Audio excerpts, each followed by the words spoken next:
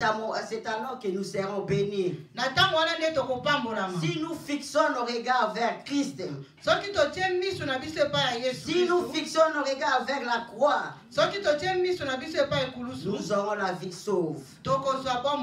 Nous sommes réveillés aujourd'hui. Nous avons vu le dimanche. Aujourd'hui, le 17 novembre. Il y a d'autres personnes qui sont dans les hôpitaux. Entre la vie et la mort. Il y a d'autres qui sont dans les morgues. Il y a la famille qui pleure. Comme je vous l'ai dit, même je suis éprouvé. Je viens de perdre ma soeur, ma grande soeur, la cousine. L'enfant de mon oncle paternel, la deuxième. Donc on s'est réveillé. Directement, elle a piqué une crise. On l'a amené à l'hôpital. Arrivé à l'hôpital, on dit qu'elle est déjà morte. On était bien, il marchait, elle faisait ses affaires. Mais un jeudi comme ça, elle a piqué une crise. Au moment où nous parlons, elle n'est plus là. Racheter les temps bien-aimés. Car les jours sont mauvais. Nous devons racheter les temps. Parce que notre Jésus, Christ est là. Il t'attend. Il te donne la main. Si tu prends la main, tu auras la vie sauve. Et il n'oblige pas. Donc là, il n'a pas même l'obligation. Il n'a même pas la dictature. Seulement la volonté. Il dit que ma fille, donne-moi ta main. Il dit que mon fils, donne-moi ta main. Si tu donnes la main, il te prend. Tu es le plus heureux. Et que tu es la plus heureuse. Parce que même si tu meurs aujourd'hui, parce que ce corps va mourir, ce corps doit rentrer dans la terre. Parce que la Bible nous dit, tu es poussière, tu entreras dans la poussière. Donc cette chair doit rentrer dans la poussière. Mais la Bible me rassure quelque chose. Il me dit dans le livre d'Ézéchiel, je mettrai mon esprit en vous et vous vivrez. Je mettrai mon esprit en vous et vous vivrez. Cela veut dire si tu as l'esprit de Dieu, qui a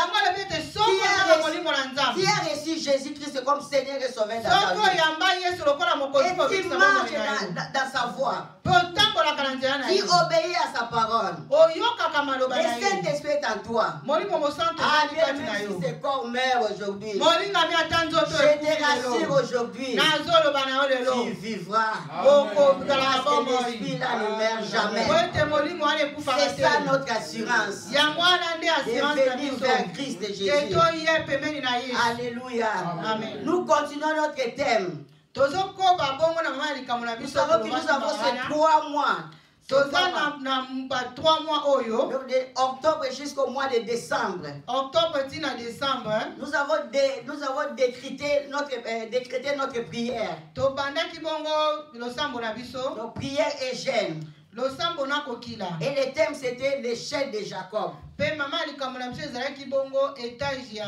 Échelle de Jacob. La fois passée, nous avons expliqué. Parce qu'il y a d'autres personnes qui disent, donc nous sommes dans la prière, donc échelle de Jacob. C'est pour ça échelle de Jacob. Voilà pourquoi nous avons eu cette obligation d'expliquer. Quand on parle de Jacob, qui est Jacob? Nous avons expliqué donc ça, donc on ne va pas rentrer. Donc je vais faire seulement une petite récapitulation pour ceux qui n'étaient pas là. Je vais faire seulement 1 ou 2 minutes. Parce que la fois passée, on avait parlé de Jacob. Jacob, c'est un frère jumeau. Jacob, nous Donc nous connaissons l'histoire. C'était donc à partir de Genèse 25. Rebecca qui était stérile, qui ne concevait pas, son mari avait imploré le Seigneur et elle est devenue enceinte. C'était une grossesse de jumeaux. Mais avant la naissance de ces deux jumeaux, la maman donc sentait donc les enfants étaient dans son ventre. Donc ça avait donc des douleurs. Donc elle avait des douleurs. Elle était partie consulter l'Éternel. C'est à ce moment-là qu'il a eu la révélation. Dieu lui dira, et tu as deux peuples dans ton ventre. Un de ces deux enfants, moi Dieu j'ai aimé les petits. J'ai aimé Jacob et j'ai haï Esaü. Donc il a donné toute la révélation à la maman. Quand ils étaient nés, nous connaissons l'histoire des doigts d'aînesse. Comment est-ce que Jacob a volé les doigts d'aînesse de son grand frère jumeau. Et puis il a fui. Il est parti chez son oncle là-bas. Quand il est parti chez là-bas, nous connaissons l'histoire, il était béni. C'était une bénédiction de la part de Dieu, il part. Et l'autre bénédiction c'était donc il a escroqué son oncle. Quand il est sorti, c'est Dieu qui lui dira que tu dois rentrer. Mais quand il rentrait, tout d'abord, quand il partait, il fouillait son grand frère. La nuit, il est arrivé dans un endroit. Dans une ville là, on appelle c'était Luz. Il a pris une pierre. Il s'est endormi. Quand il s'est endormi, il a eu une révélation. Ça c'est Genèse 28. C'est à ce moment-là qu'il a vu l'échelle. Il avait donc les anges qui montaient et les autres qui descendaient. Il a vu Dieu se tenir devant son chevet. Dieu lui a répété toutes les promesses qu'il a données à Abraham. On a dit ça la fois passée, on ne va pas lire. Quand il s'est réveillé, il a dit que ce lieu est redoutable. Il a donné le nom de Bethel. Donc Dieu était ici. Moi je ne savais pas. Il a fait l'autel, il a bâti l'autel. Il a mis l'huile et puis il a donné le nom de Bethel. Il est parti. À son retour, il devait passer par la ville de son frère jumeau.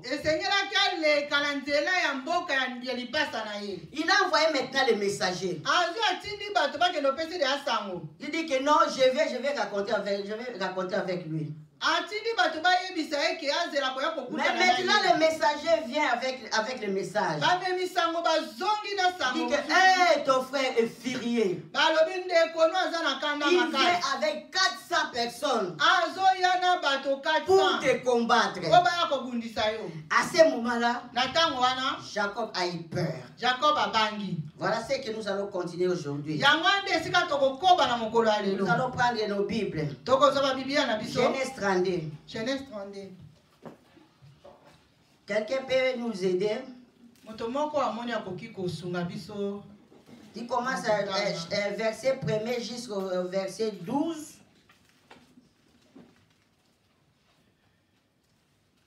Ou bien verset 11. Et puis tu prends 24 jusqu'à verset 27. J'ai lu au nom de Jésus. Jacob poursuivit son chemin, et des anges de Dieu les rencontrèrent, et les voyant. Jacob dit, c'est le camp de Dieu et il donna à ce lieu le nom de Mahanaïm. Jacob envoya devant lui des messagers à Ésaü, son frère, au pays de Séir, dans le territoire d'Édom. Il leur donna cet ordre. Voici ce que vous direz à mon seigneur Ésaü. Ainsi parle ton serviteur Jacob. J'ai séjourné chez Laban et j'y suis resté jusqu'à présent. J'ai des bœufs, des ânes, des brebis, des serviteurs et des servantes. Et j'envoie l'annoncer à mon Seigneur pour trouver grâce à tes yeux. Les messagers revinrent auprès de Jacob en disant, nous sommes allés vers ton frère Ésaü et il marche à ta rencontre avec 400 hommes. Jacob fut très effrayé. Il a eu peur. Il saisit d'angoisse. Il partagea en deux camps les gens qui étaient avec lui, les brebis, les bœufs et les chameaux. Et il dit, si Ésaü vient contre l'un des camps et le bat, le camp qui restera pourra se sauver. Jacob dit, Dieu de mon père Abraham. Maman, attends un peu. Ça, c'est maintenant, c'est la prière de Jacob. Nous allons parler encore de ça. Continuez, maman. Qu'est-ce que Jacob a dit à l'Éternel? Dieu de mon père Abraham, Dieu de mon père Isaac, l'Éternel qui m'a dit, retourne dans ton pays et dans ton lieu de naissance, et je te ferai du bien. Je suis trop petit pour toutes les grâces et pour toute la fidélité dont tu as usé envers ton serviteur, car j'ai passé ces jours-là avec mon bâton, et maintenant je forme deux camps. Délivre-moi, je t'ai pris, de la main de mon frère, de la main d'Ésaü, car je crains qu'il ne vienne et qu'il ne me frappe avec la mère et les enfants. Amen. Amen. Amen. Nous allons prier. Seigneur, nous laissons la parole entre tes saintes mains. Parle-nous, Seigneur. Toi qui nous connais plus que nous-mêmes, toi qui sonnes nos cœurs et nos reins, nous voulons t'écouter. Amen. Que je me fasse, Seigneur, que tu prennes la place. Merci, Seigneur, parce que tu es là. Nous laissons la place au Saint-Esprit des frères. Nous savons que là où tu règnes de l'absence totale du diable, tout ce qui est des distractions, tout ce qui est des murmures, tout ce qui ne confesse pas ton nom, nous les brisons au nom de Jésus. Règne en maître, règne en Seigneur. Dans le nom de Jésus, nous avons ainsi prié. Amen. Amen. Nous avons lu ici, nous allons continuer l'histoire de Jacob. Dans le verset 1er dans le chapitre 32, il dit que Jacob poursuivit son chemin et des anges de Dieu les racontèrent.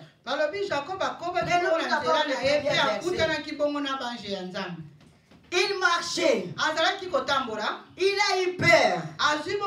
Il partait à la rencontre de son frère. Il a eu peur. Mais qu'est-ce qui s'est passé? La Bible nous dit, quand il marchait, il avait des anges qui venaient à sa rencontre. Si nous avons lu, vous avez entendu, vous avez écouté, il a observé, il a vu que ce lieu-là, donc il y avait des anges. Et puis il a donné un nom.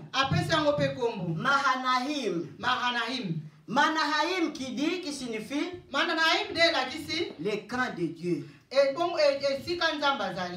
Bien aimé, il y a des anges qui sont à notre service. Mais ils seront seulement à ton service si réellement tu es de Dieu. Un enfant de Dieu, celui qui est né de nouveau, celui qui craint Dieu, celui qui est rempli du Saint-Esprit, devant un danger, devant un problème, tu ne vas pas craindre, mais tu dois avoir l'assurance que quand je marche, mon Dieu est là. Et puis les anges sont à mon service. Ils sont là à mon service. Donc ils sont à ton côté. Bien aimé, je vais vous témoigner. Quand nous prêchons, ce ne sont pas des théories. Nous-mêmes, nous devons être des témoignages. Nous devons être des témoignages. Je vais vous donner seulement des témoignages en ce qui concerne les anges de Dieu. J'étais tombé malade. C'était la période de Corona. Donc j'ai senti l'odeur de la mort. Je ne pouvais même pas marcher. Je ne pouvais même pas respirer. J'ai dit, appelez l'ambulance. Mais quand l'ambulance est arrivée, bien aimé, moi je partais. Donc c'était donc ceux qui font la médecine comprennent donc l'état de coma. On commence par la somnolence. N'est-ce pas? Donc c'était donc, j'entrais dans la somnolence. Quand on me regardait, le papa suivi des enfants de Bénédicte, donc il voyait que non, je partais. Mais moi de mon côté, je voyais autre chose. Je voyais autre chose. Bien aimé, il faut être en Jésus. Donc servez Dieu dans la sincérité, dans la vérité. Même aujourd'hui, tu mets ce que j'ai dit, c'est ce frère qui va mourir, mais tu seras en vie. Moi, je partais, j'ai vu un ange. Donc c'était un tennis militaire. C'était une femme. Maman Bijou n'est pas grande. Donc puisque Maman Bijou était très dans la géante, bien armée, avec son âme. Donc il était à mon chevet. Il était à mon chevet, donc à mon côté. Donc moi je dormais, il était là. Donc il gardait, il observait. Donc elle assurait la sécurité. Elle assurait la sécurité. Quand je rentre, elle me dit, vous voyez que non, il a ouvert les yeux, vous voyez que j'ai ouvert les yeux. Je vois les ambulanciers. Mais quand je pars, je voyais toujours l'âge là qui était à mon côté. Qui surveillait. Je suis entré dans l'ambulance. On partait, elle était toujours là. On est arrivé à l'hôpital. Donc j'étais donc discriminé. Il y a eu donc une discrimination. Le docteur là voulait me tuer. Vous êtes venu en Afrique avec vos coronas ici. Tu me verras. Nous étions ensemble dans la chambre. Donc il commençait à perforer mes veines. Moi je partais. Bien aimé, j'ai vu. Je vous dis, je vous témoigne. On parle de l'armée céleste. J'ai vu la chambre, elle a été remplie des soldats avec des armes. Donc j'ai parté. Donc il y a la guerre sous mes commandes. La chambre était remplie de soldats. Bien armés. Il continue à me perforer. Devant un esprit, il lui dit que non, moi aussi je suis de corps médical comme toi. Pourquoi tu fais ça? Il a jeté directement. Tout d'un coup, j'ai vu une femme qui est entrée. Il a repoussé. Il m'a pris. Il m'a donné des soins. Il m'a mis dans une chaise roulante. C'était à 1h du matin. On était à Franciscus. Il m'a pris, donc il fouillait avec moi. Il est parti avec moi très vite. On est entré dans l'ascenseur. Nous sommes descendus en bas. Donc il fouillait avec moi. Il m'a mené dans une chambre, dans une station. Il a causé avec les infirmiers qui étaient là. Donc il faut assurer la sécurité de cette femme. On m'a mis dans une chambre. Donc il y a eu une sécurité. Donc, à partir de là, jusqu'à ce que je suis sorti, si c'était un docteur, si c'était une infirmière qui me préférait, je ne lui ai jamais vu, je ne l'ai jamais vu. Et je suis sorti de l'hôpital. Et j'étais en bonne santé. Même les gens de Gesund Titan m'appelaient. Parce que c'était à 2021, les gens qui entraient dans l'hôpital ne sortaient plus. Et le docteur est venu, était à côté de moi. Le matin, il dit qu'on a fait l'examen. On a vu que tu as corona partout. On ne sait pas si tu vas vivre. Mais j'ai dit à ce docteur, moi je vais vivre. Il était à distance. il a parlé et puis il est parti. Le deuxième jour, il est venu. Quand il est venu, il a fait les examens. Il a dit que, femme, qu'est-ce que tu as fait? Parce qu'on a vu maintenant tes poumons, tous sont devenus très bien. Nous allons te faire sortir. Parce que tu es en bonne santé. C'est Christ qui est venu lui-même. C'est lui qui m'a guéri. Parce que quand je suis sorti, après 2 semaines, il y a une personne de notre communauté qui est morte.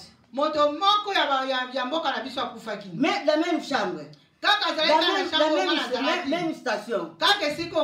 Elle était morte. Le Seigneur veut dire que notre Dieu est vivant. Les anges sont à notre service. Un jour, j'ai parti aussi traiter quelqu'un. C'était une place qui était vraiment... Il n'y avait pas de personne. Je venais. L'esprit me soufflait. C'était le moment où cette petite Alexandre était morte. Donc on donnait des conseils, surtout nous les femmes, quand tu marches, il faut avoir des sprays, des feuilles, il faut avoir tout ça. Donc, il y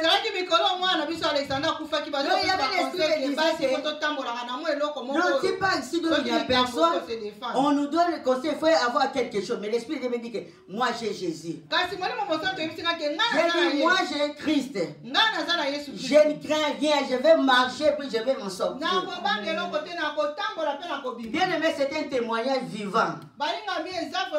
J'ai parti. Tout d'un coup, j'ai vu une personne qui est sortie de l'autre côté. Donc il venait. Moi aussi, je partais. Donc il était pressé de partir. C'était un homme. Il me surpasse. Je le regarde. Donc il était comme un papa normal. Et quand je regarde le visage, je vois les barbes. C'est comme un vieux papa. Il me surpasse.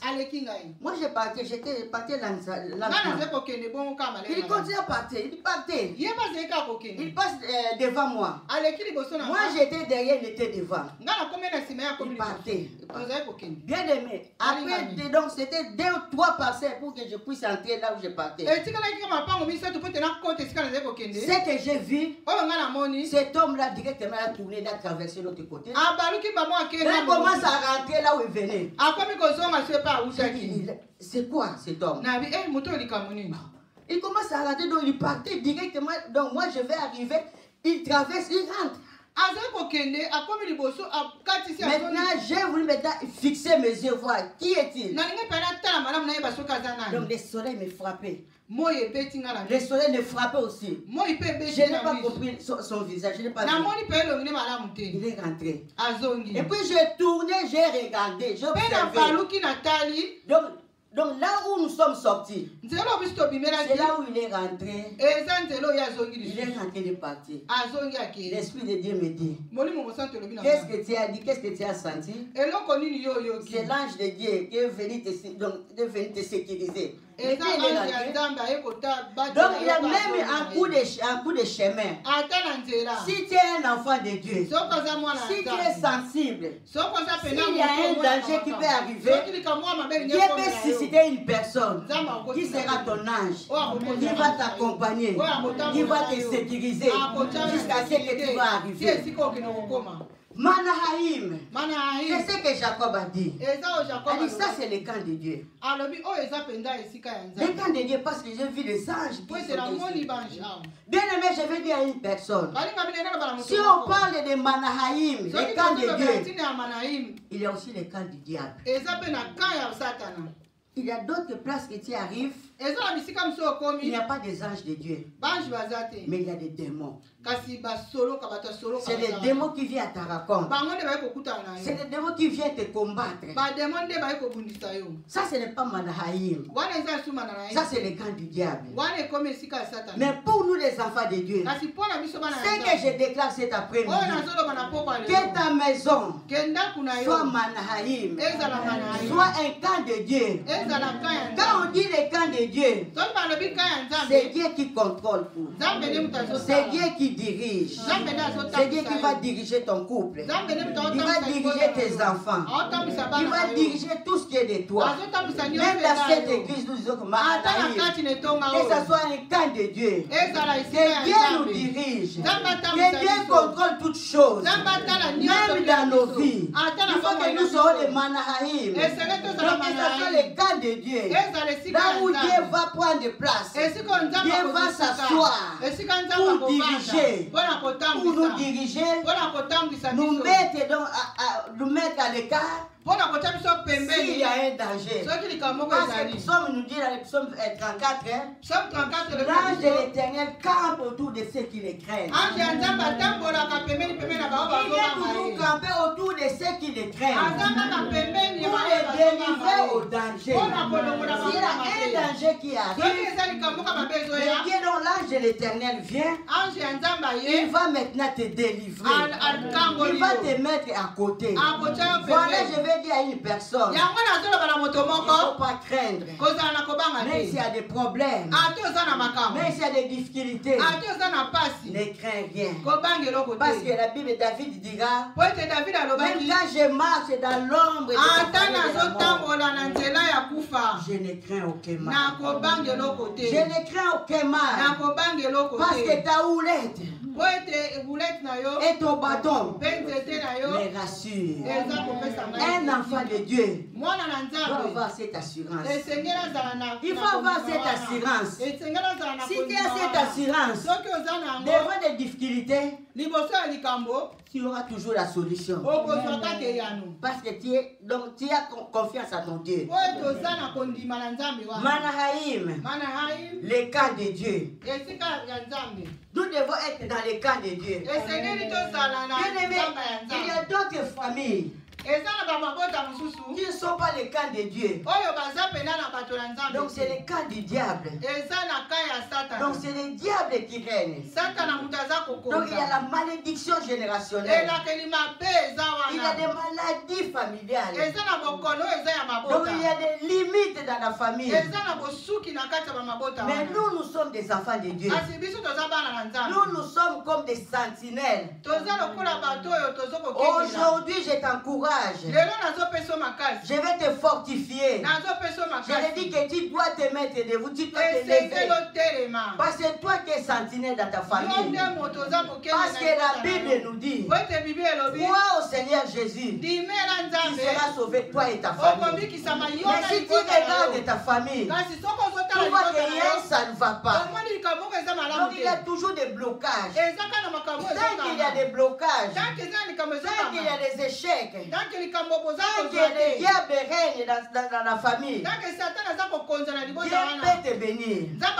Mais tu ne vas pas aller loin. Tu seras toujours dans la servitude. Il faut toujours aider ces gens-là. Mais si tu t'élèves dans la prière, tu brises ses limites, tu brises tous tes échecs. Donc si la famille est bénie, tes frères sont bénis, tes soeurs sont bénies, donc tu vas aller de l'avant.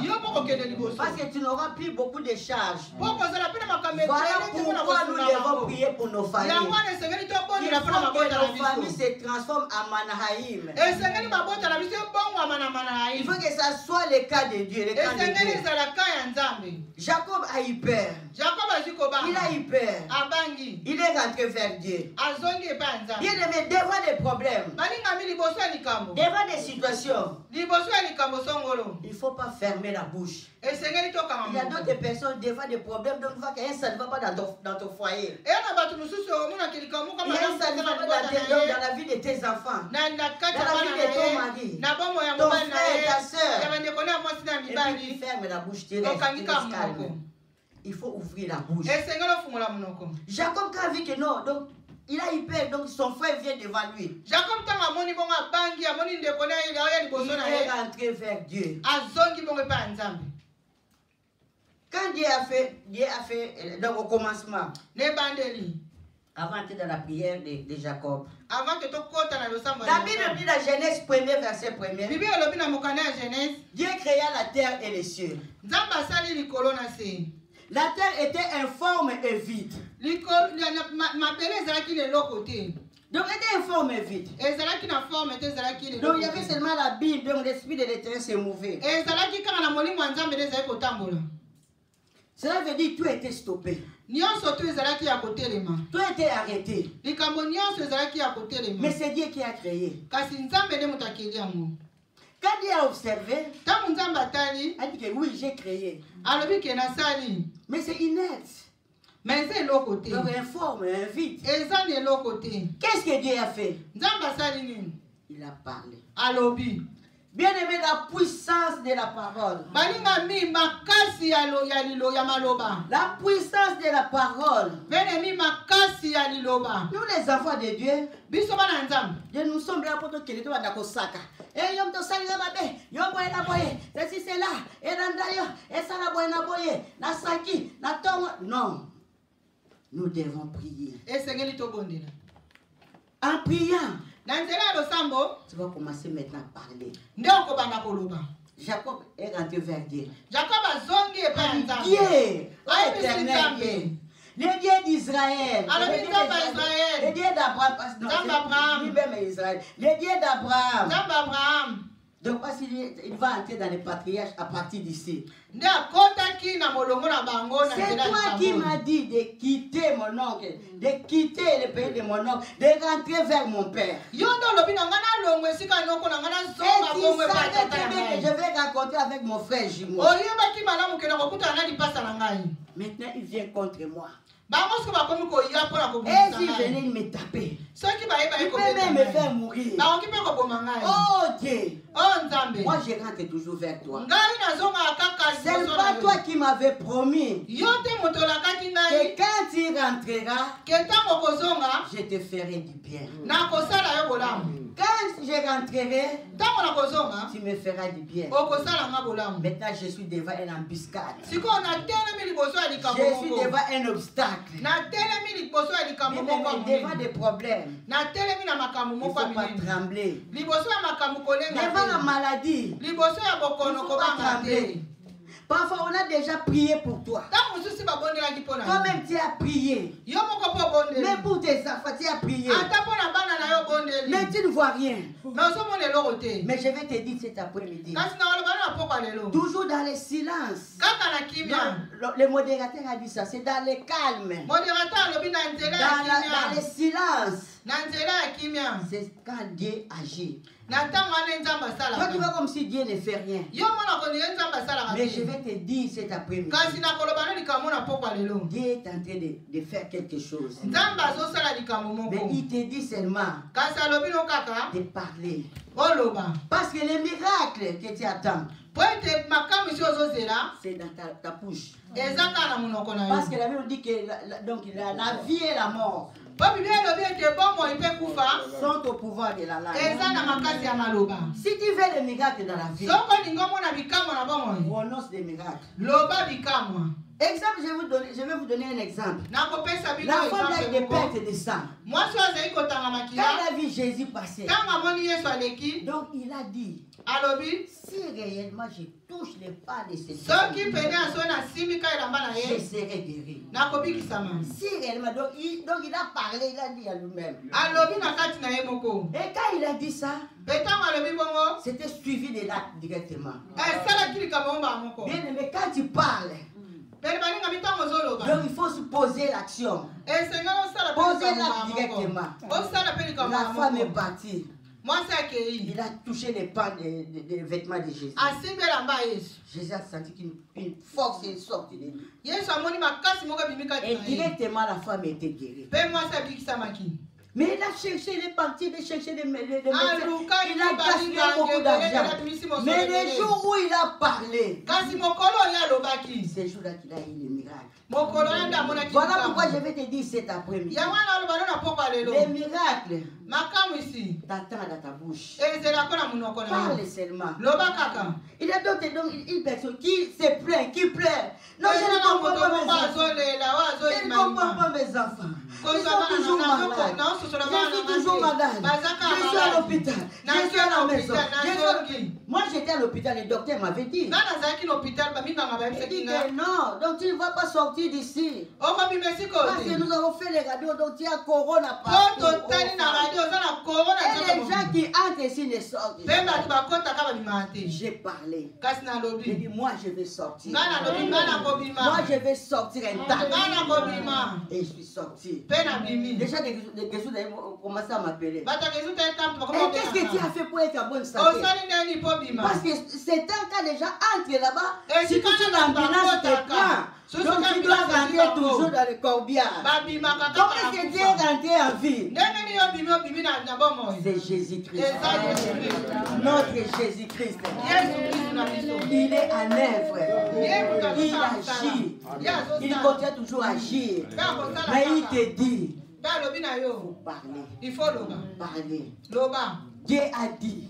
Il a dit que la lumière soit. Et la lumière fut. Il y a la lumière qui est venue. La lumière viendra dans ta vie. Quand tu vas parler, les ténèbres te quitteront. Mais tant que tu ne parles pas, il y aura des ténèbres dans ton foyer. Il y aura des ténèbres dans ta vie. Il y aura des ténèbres dans tes entreprises. Il y aura des ténèbres dans la vie de tes enfants. Mais Dieu te dit cet après-midi, tu dois parler pour que la lumière luire dans ton foyer. Tu dois parler pour que la lumière luire dans la vie de tes enfants, dans tes entreprises, dans ton travail. Il faut parler. Quand tu ne parles pas, la solution, donc les problèmes aussi restent intacts. Ça va rester comme ça. Nous devons être des optimistes et non des pessimistes. Quand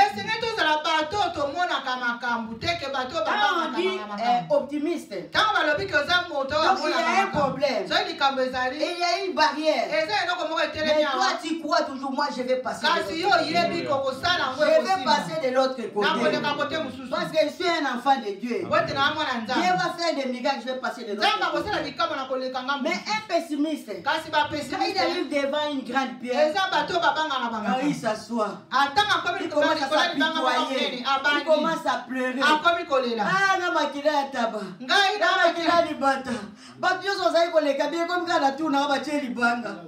Donc moi là quelqu'un makila soso. Ah ngaye. Nani akosunganga. Ah nga. Donc tu commences à pleurer.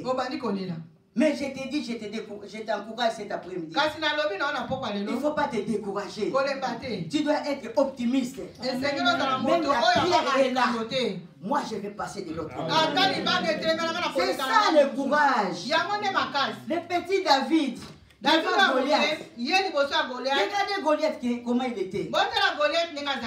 Mais il n'a pas eu peur. Donc il avait le courage parce qu'il avait l'assurance que j'ai un Dieu puissant. Toi tu viens avec tes armes, avec ta taille, avec ta force. Mais moi je vais te frapper au nom de l'Éternel. Parce que tu es un incirconcis. Tu n'as pas le droit d'injurier mon Dieu. Je vais te battre. Je vais te couper la tête. Au nom de l'Éternel.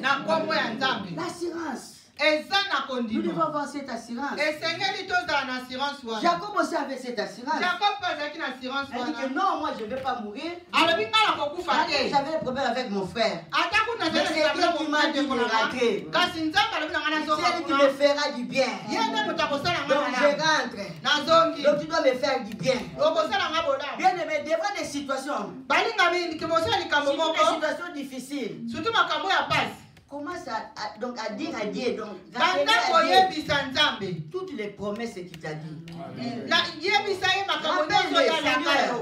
Ce n'est pas toi qui m'as dit ceci, c'est là. Ce n'est pas toi qui m'as dit ceci, c'est là. Quand tu vas rappeler à Dieu, donc Dieu, donc il est faible. Là, donc il est faible. Quand tu les rappelles ses promesses, il va agir. Il va agir. Il va agir. Jacob a prié. Jacob a parlé. Dans le verset 9. le Dieu de mon père Abraham, le Dieu de mon père Isaac, l'Éternel qui m'a dit, retourne dans ton pays, dans ton lieu de naissance, je te ferai du bien. Il a rappelé les dieux. Et puis au verset 11, délivre-moi. Je te prie de la main de mon frère, de la main d'Ésaü, car je crains qu'il vienne et qu'il me frappe avec la mère et les enfants. Directement quand il a fait cette prière, Dieu a écouté. Dieu a entendu. Là, j'ai dit verset 11, 9 à 11. Dieu a exaucé la prière de Jacob. Il a fait passer les enfants, les femmes, tout ça. Il est resté seul. C'est à ce moment-là. Donc on a passé de Manahaïm.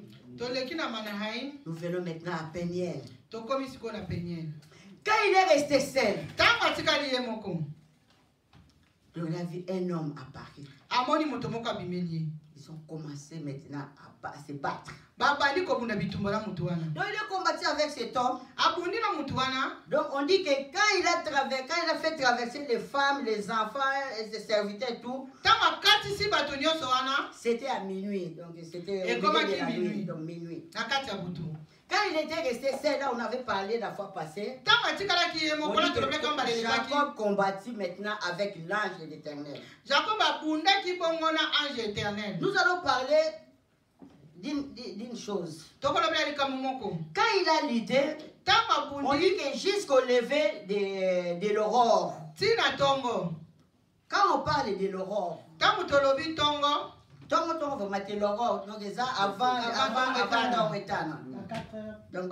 à partir de 3h, 4h. Donc il a combattu jusqu'à l'aurore. Et là j'ai vu que non maintenant donc le matin arrive. Je dois partir. Laisse-moi. Je ne te laisserai pas. Jusqu'à ce que tu me bénisses. Il a frappé Jacob dans la voiture. Et puis il a demandé quel est ton nom. Il dit mon nom c'est Jacob. Il dit désormais ton nom ne sera plus Jacob. Ton nom deviendra Israël. Là nous avons parlé ça la fois passée. Mais moi je vais parler d'un point encore. Le point là de l'aurore. Quand on parle de l'aurore, on dit que c'est une heure qui paraît à l'horizon un peu avant le lever du soleil.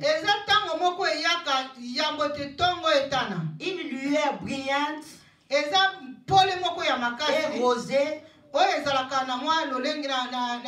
qui suit l'aube et précède le lever du soleil.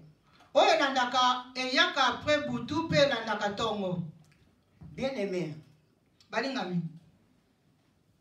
nous devons veiller et prier.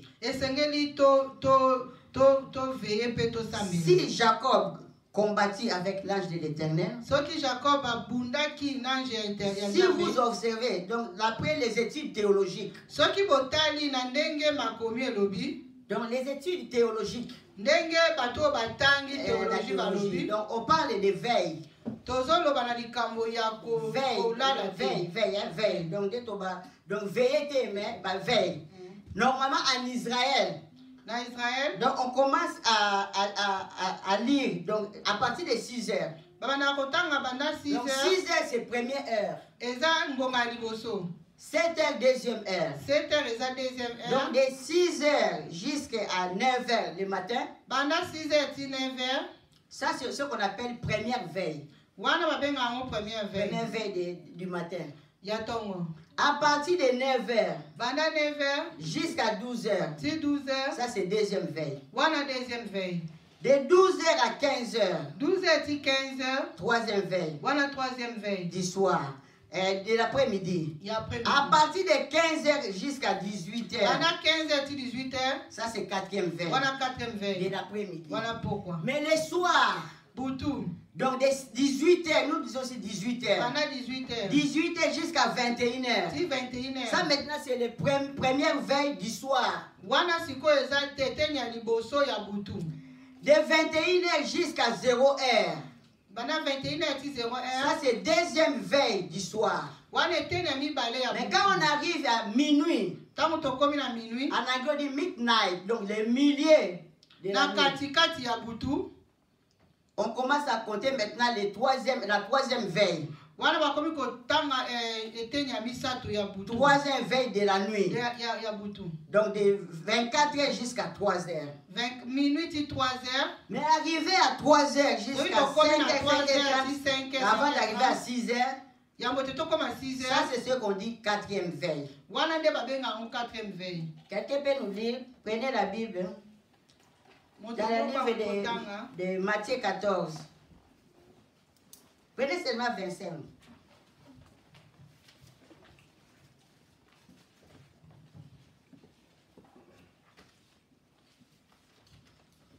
Je vais expliquer quelque chose avant d'entrer dans la prière. Matthieu 14, verset 25. 25.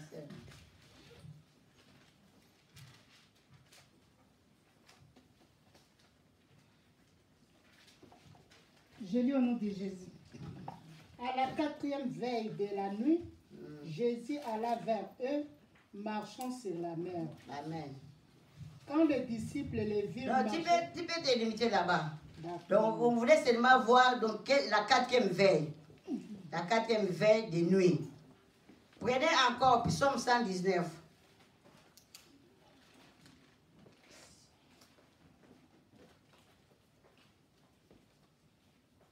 À partir du verset 146. Psaume 119, verset 146. Psaume 119, verset 146. Donc, c'est donc verset en moi.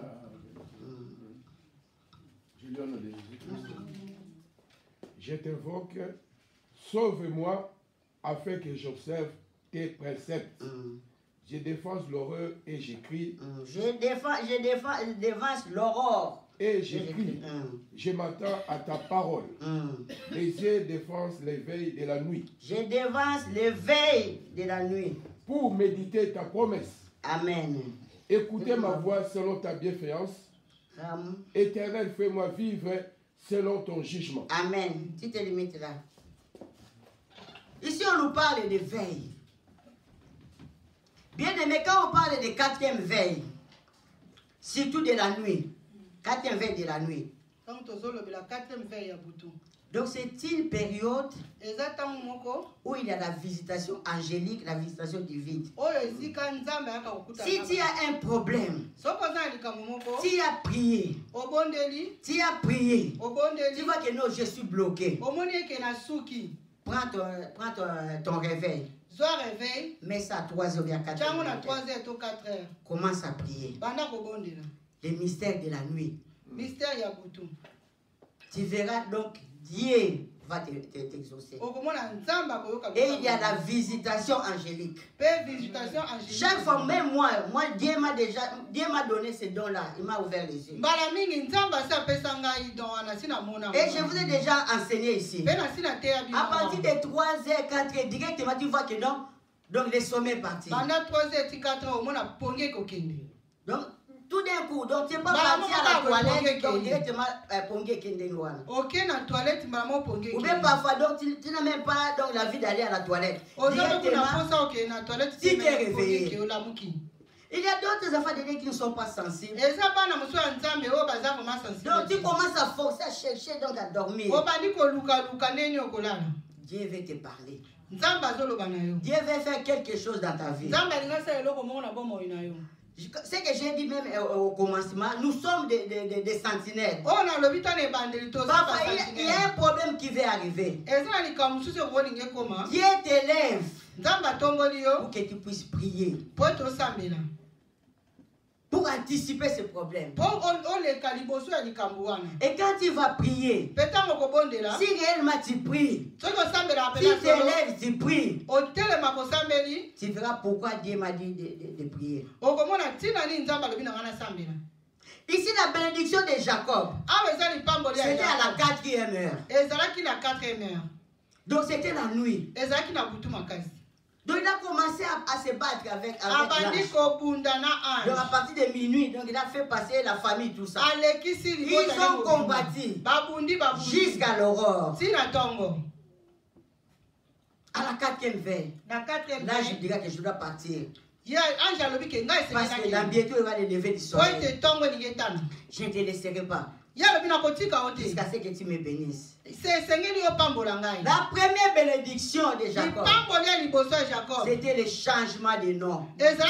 Parce qu'il pouvait entrer dans la destinée de Dieu avec le nom de Jacob. Parce que quand on parle de Jacob, la signification de Jacob, c'est l'escroquerie, c'est le vol.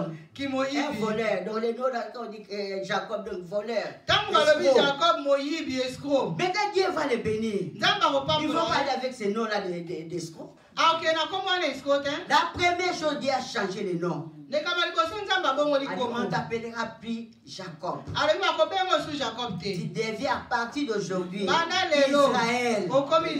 Et nous voyons les œuvres d'Israël. Nous vivons les œuvres d'Israël. Aujourd'hui, les gens voyagent pour aller même là-bas. Les tickets, c'est trop cher. Hein? Nous allons passer même dans les cours théologiques. On s'est organisé pour aller, mais c'est trop cher. C'est trop cher. Parce que tous ces sites-là que nous sommes en train de citer ici, donc il y en a. Si tu pars en Israël, on va te montrer Mahanaïm, on va te montrer Bethel, on va te montrer Peniel, Akova, on va te montrer. Donc, tous les sites-là, il y en a. Donc ce ne sont pas des histoires dont ce qu'on parle, ce n'est pas seulement l'histoire, mais ce sont des réalités. Ce sont des réalités. Et nous les enfants de Dieu, que nous devons palper. Nous avons dit que c'est 3 mois. Donc c'est l'année de l'accomplissement des bénédictions. L'accomplissement des promesses de Dieu dans nos vies. J'ai pris pour une personne. Celui qui a mis foi. Et d'ici décembre, tu vas témoigner là-bas. Dieu va faire des miracles. Parce que tu es tenté dans l'échelle de Jacob. Quand on parle de l'échelle de Jacob, on dit que c'est la porte du ciel. C'est la porte du ciel. Parce que les anges montent et descendent. Ça c'est la porte du ciel. Les problèmes là qui te tourmentent. Je te dis ma soeur, mon frère, viens à l'échelle de Jacob. Entre dans la prière. Entre dans des gènes. Durant ces 3 mois, la porte va s'ouvrir. Cette porte de ciel va s'ouvrir pour toi. Les bénédictions vont tomber dans ta vie, dans ton foyer, dans ta famille, dans la vie de tes enfants. Là où ça ne marchait pas, ça va marcher. Ça va marcher dans le nom de Jésus. Parce que notre Dieu est fidèle. Notre Dieu est juste. Quand Jacob s'est réveillé, donc il boitait directement. Parce qu'on l'a tapé dans la voiture. Bien aimé, la bénédiction, la vie en Christ, ça nous demande aussi un sacrifice. Ça nous demande un sacrifice.